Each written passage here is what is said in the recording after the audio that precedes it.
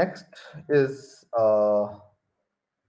user flow, which is somewhat similar to our user stories, but they are like more kind of a raw version of our understanding of our requirement, which actually helps or defines or helps us to define basically the um, journey of our user basically.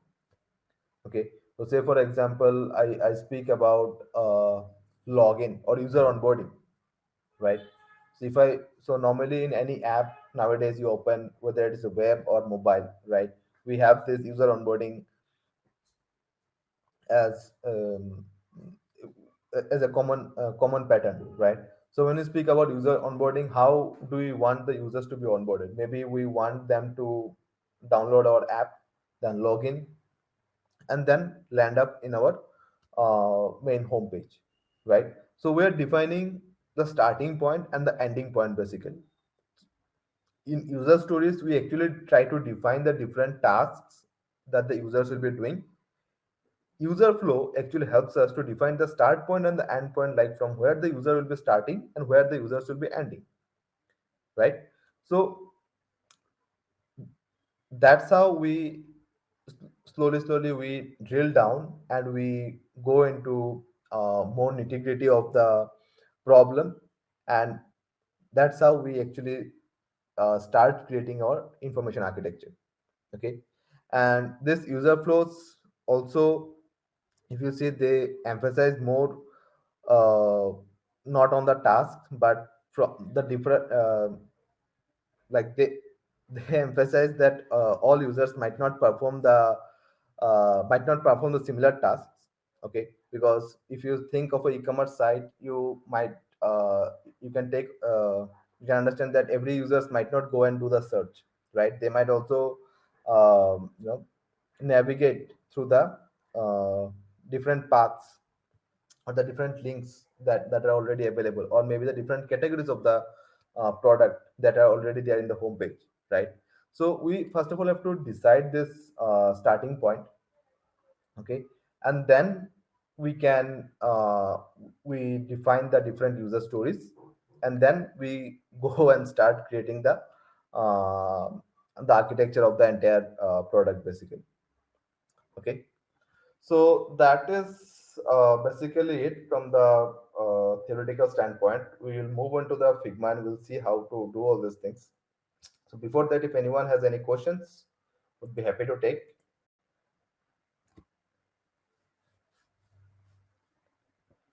Okay, Kishore has a question who is saying any set of rules to be followed while creating IA, like any best practices.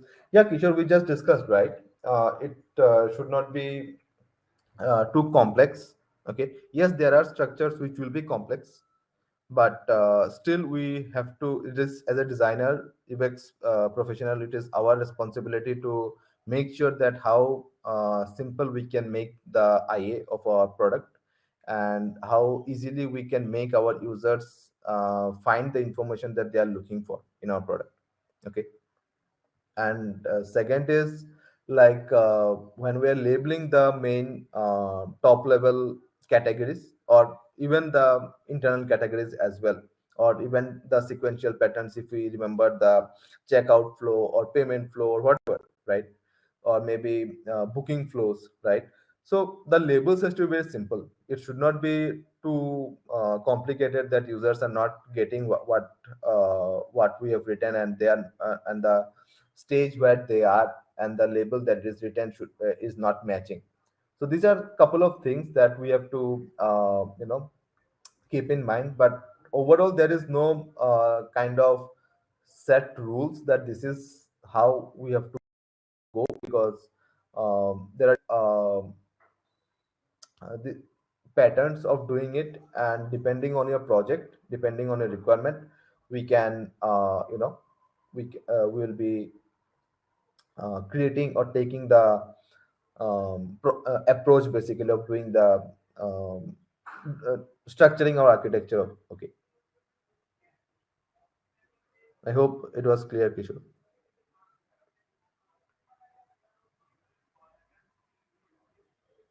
Any other questions?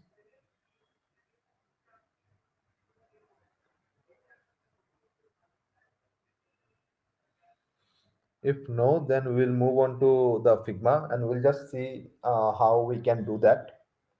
Okay. So let me just start sharing my screen once again.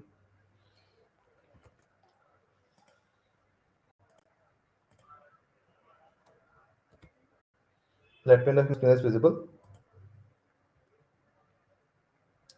So the one that I'm showing is not doesn't mean that this is the only way of doing it. Okay, this is how I prefer doing it in my projects, and I have also seen in few other projects it is done in this manner.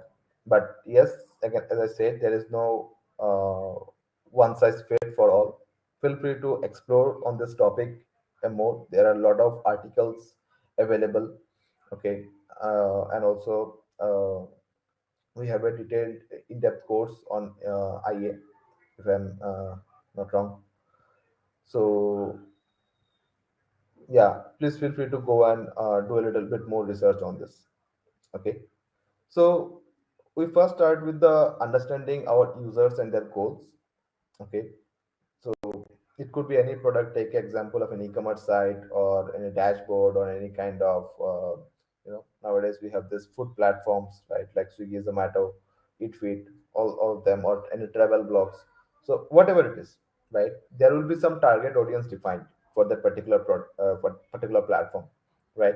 And those audience will be having certain set of goals that they are looking to achieve in your platforms or in your product, right? So we try to understand that, and then the different types of users, and in which platform, for which platform we are basically designing it. Okay, whether it is for mobile, then the architecture will be a little bit different, because we cannot have the horizontal patterns of showing all the things. We will be going either with the tab structures or with the vertical, the burger menu kind of structure, right? So those details has to be very clearly understood by a designer. Okay, once you have those, then you can go on to structuring the your user flow, which I have not created over here. So basically you can just create this. So user flow will be actually helping you to define your different, the high level things that are needed for your defining an information architecture. Okay, which is the starting and the ending point.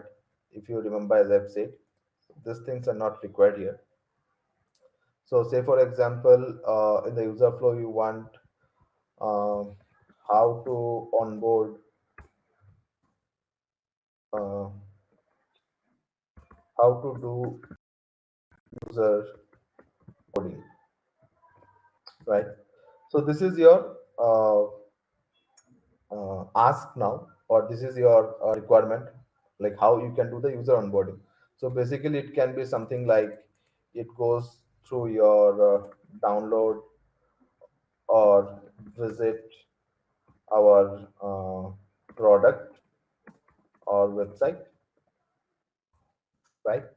Next, um, user login or user registration. Now, when I speak of user registration, so there could be different ways of doing the user registration, right? Because nowadays we have this SSO login, then mobile OTP, email, uh, different patterns, right? Or even we have like you know like integrating with some of your uh, other platforms like LinkedIn or something, which is also a pattern, kind of social SSO login only, right? And then maybe after user registrations, what is that thing that we want the users to do, like the end point basically, right? After user registration, maybe we want them to land up on homepage, right? So now here you see we have not done any kind of very high level things, what is what. So we basically have defined the starting point. So what is the starting point? They will either visit our product or website, or they will download it. If it is an app, they will download. If it is a web, then they will visit our website. So let's stick to download to minimize the effort. So download our app and do the user registration, and then they land on the home page. So now we have defined the start point and the end point. So this is the flow for a user onboarding, right? Like that, there will be multiple flows, like a checkout flow, right? So if I speak about the checkout flow, so now how to do the checkout flow? What will be the starting point? The starting point will be user search an app, right? So let me also do that. Say for example, um, checkout flow. So when we do this, so checkout flow, so say for example, we say search a product, right? Then once they search a product, then they add to cart, then they provide details for shipment, right? And they move to payment, right? So you can see now that we have two flows, and like this, depending on your product, depending on your project, there will be multiple flows you will have to create to understand the starting point and the ending point, basically. Okay, so here you can see we have a very clear starting point, like search a product. This is where the user is going to start for this flow. Then add to cart. Once the user search, there could be some other steps as well, but I'm just trying to make you understand the concept how we can do it. On what is user flow, basically starting, uh, defining your start and the end point, and then provide details and the payment, right? Now once we are clear with this, now we will go on to defining our different tasks, right? Or maybe we'll be first of all defining the story. So it depends on which one you want to create first, but in uh, general practice we normally follow the user stories, because it helps us also to analyze the different tasks, or the different uh, more details into each task that the users will be performing. Because if you see, this is the start and the end point, right? But when we say search a product, so in the search, this is a task. So in the search, there will be multiple things, like users can search a product directly through uh, free text flow. They can also do some filtering, right? So they can also do search based on some pre-populated keywords, right? So there are a lot of things. So say for example, I start with this checkout flow, and on the checkout flow, I just take up this search related task, right? So as a user, right, it could be any type of user, or as a user, I would say, or as a customer, I would say, right? I want to perform some task. Now, what is this task? Task is search. Okay, so there are three parts to create a user story, basically. Okay, which is to understand your user, for whom we are doing it, what we are doing, and the goals that they are trying to achieve. Okay, so if you see, as a user, which is our customer, I want to perform certain task. What is the task? It could be search, it could be download, anything. So I am focusing right now on search, right? So I want to search so that I can achieve some goals. What are those goals? It could be like you know uh, finding product of my choice, or finding, it could be finding cheapest product, cheapest item in uh, mobiles, maybe anything, right? I don't know. I'm just creating it, creating one sample.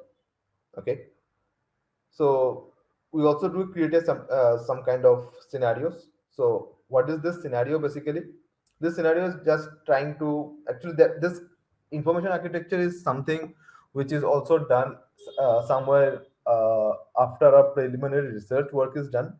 We know who is our users, right? And now we are almost in the process of doing the designing of our product, that's where we try to create this information architecture. Okay, so scenarios go something like this, that we already know our user categories. So say for example, we have a male user of name, say for example, Rahul. So Rahul wants to uh, purchase a product, uh, purchase a mobile. Instead of product, I will go into more specifics. Like Rahul wants to purchase a mobile online. Okay, as he is as a busy working professional.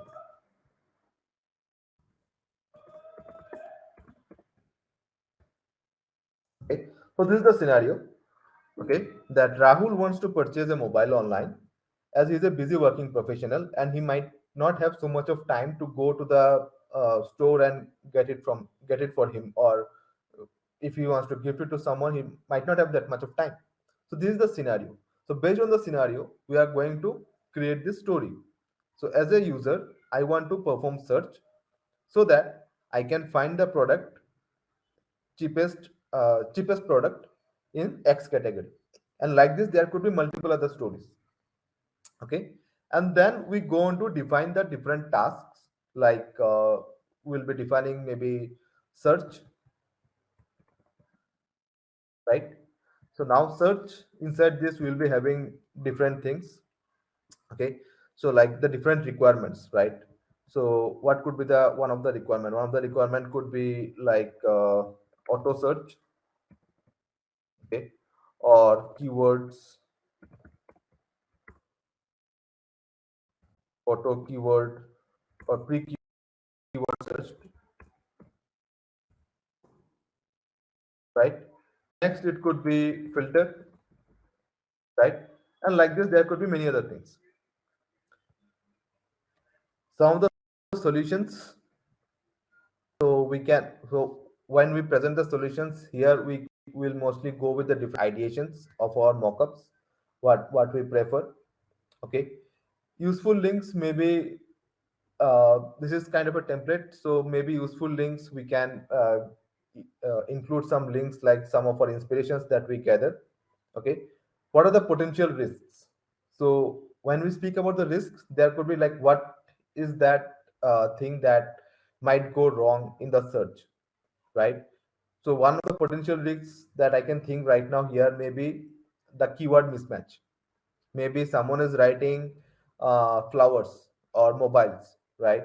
So it could mean something in the system, and while it could mean something else to the end user as well, right? So we'll have to also understand the different potential risks. And this also, we there could be some other risks. If I just take consider this scenario itself, like if there is less filter, right, then user might uh, not have that flexibility of choosing based on different parameters that he or she can do in some other e-commerce sites, right? So like this, you'll have to think, analyze, and you will also have to discuss with your stakeholders what could be the potential risk. And also, as a UX professional, it is your responsibility to research and find out what could be the potential risks for a particular task, right? And you can also provide certain recommendations. Okay, so now once we are clear with this four things, then we go on to defining our structures. Okay, so say for example, we have this is not some similar to what we are discussing, but it could be something, and there will be different templates. A lot of templates you will get it in for designing or creating information architecture. And uh, like do not get overwhelmed by looking into different templates. Follow a simple one. Okay, you can follow even this structure, because I have seen multiple architecture structures which are simple to complex, and it might get you overwhelmed. But there is no right or wrong way of doing it. Okay, every organization will be having their own templates or own process of doing it. So definitely you can get adapt to it, but you should be having a basic to medium knowledge of how these things can be done. Okay, so say for example in the search, right? So here you can see there are multiple structure categories, which if you remember in the slide, if you have seen like top down approach. So if you see and consider this, instead of shop, maybe you can consider it as, gadgets, right? So in the gadgets, you can see in the first one it could be mobile. So in the mobile, we can have different types of mobiles, like mobiles in from different brands or different categories, like premium, then luxuries, right? Then we can have some other categories in under the gadgets. Maybe it could be your, uh, you know, watches, because nowadays watches we have two smart watches, right? Then it could be your what else, maybe earphones, right? So like this we try to cater the different different categories. And also these things are also going to come from your the product stakeholders, who will be giving you the requirement, like what all things we actually need to have it in the product. And then accordingly we can segregate it, and we can start creating our structures basically. Okay, so another structure you can see, which is kind of which is for the utility features. This is just a requirement again. So under language selector, we have this English USA, then different. Then currency selector, we have something different, right? So depends on your project basically. Okay, and depends on the requirement and the kind of complexity of the project, like how complex your requirements are, have how complex your categories are that you have to define and you have to segregate it. Okay, also there is another there is a technique called as card sorting. Okay, so which can which we normally use at times. If your structure is very complex, then you might, and you need some end users support or end users testing, then you can also go and try doing card sorting. You can search it in Google, you will get it. And that technique can also be done online and offline both.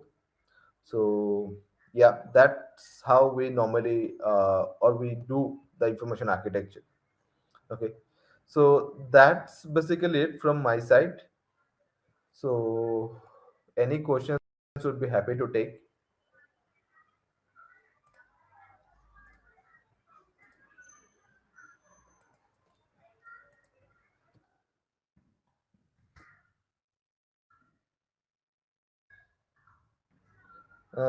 Okay, hi Brushali. You are asking using software is FigJam or any others? Yeah, definitely. We can use any software. Okay, Figma or FigJam is definitely fine. And again, it depends, as I said, on your organization, what kind of software they're using. We also sometimes use Miro, which is similar to FigJam. That that we can use for creating our information architecture. So normally this kind of structures, because we need a lot of space to create information architectures depending on our project complexity, go 10 steps down, top bottom, also it can go 10 steps horizontal, right? So FigJam is one, Figma is another, Miro is one, and if there are some other tools that your organization uses for creating this kind of structures, then yes, you can, uh, you know, definitely follow that.